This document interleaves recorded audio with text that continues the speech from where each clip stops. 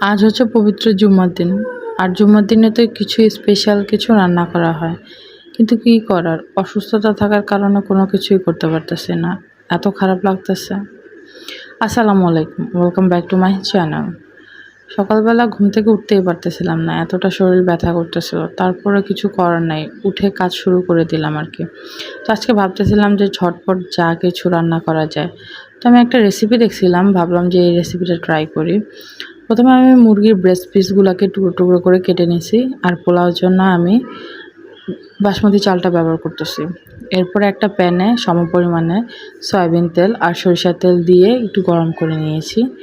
তার মধ্যে আমি পেঁয়াজ, তেজপাতা, এলাচি, দারচিনি দিয়ে এটাকে একটু ভালো মতো সটে করে নিলাম। একটু ভালো মতো সটে করার পরে আমি এর মধ্যে চিকেনের ব্রেস্ট পিসগুলোকে দিয়ে দিলাম।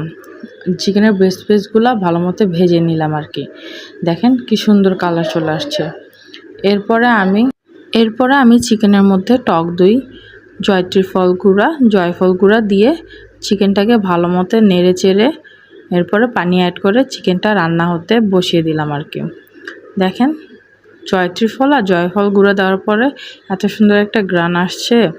ও আচ্ছা, আমি আবার পরিমাণ মতো লবণ দিয়েছি, এটা বলতে ভুলে গিয়েছি। তো পানি দিয়ে আমি চিকেনটাকে বসিয়ে দিলাম আর কি। যখন চিকেনটা একদম পুরো পানি টেনে নেবে তখন আমি চিকেনগুলোকে উঠিয়ে নেব আর কি। মশলাগুলা প্যানের মধ্যে থাকবে। তো আমি প্যানের মধ্যে হালকা একটু পানি অ্যাড করে দিলাম, বেশি না, হালকা, কারণ আমি এখানে একটু দুধও ব্যবহার করব, তো তাই। তো আমি দুধটাও দিয়ে দিলাম। এরপরে এটার মধ্যে আমি একটু পরিমাণ মতো লবণ দিয়ে 5-6টা কাঁচামরিচ, যেরকম ঝাল খায় আর কি, আমি 7-8টার মতো দিয়েছি।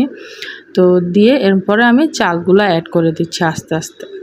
বাসমতি চালটাকে আমি ধুয়ে ভিজিয়ে রেখে দিয়েছিলাম যাতে তাড়াতাড়ি নরম হয়ে যায়। এরপরে আমি ঢেকে দিলাম। তো যখন পানিটা শুকিয়ে যাবে লাস্টে আমি গোলাপ জলটা অ্যাড করতেছি। তো এই যে দেখেন পানিটা শুকানোর পরে আমি চিকেনগুলো অ্যাড করে দিলাম। এরপর আমি 15 মিনিট দমে রেখে দিছি। দেখেন কি সুন্দর, খুব শর্টকাটে চিকেন বিরিয়ানি তৈরি করে ফেললাম। খেতে এত টেস্ট হয়েছে আর চিকেনগুলো পারফেক্টলি নরম হয়েছে। দেখেন চালগুলাও ঝরঝরে, আর দুধের কারণে চালগুলো দেখতে সুন্দর লাগতেছে। আপনারা চাইলে রেসিপিটা ট্রাই করতে পারবেন। আল্লাহ হাফেজ।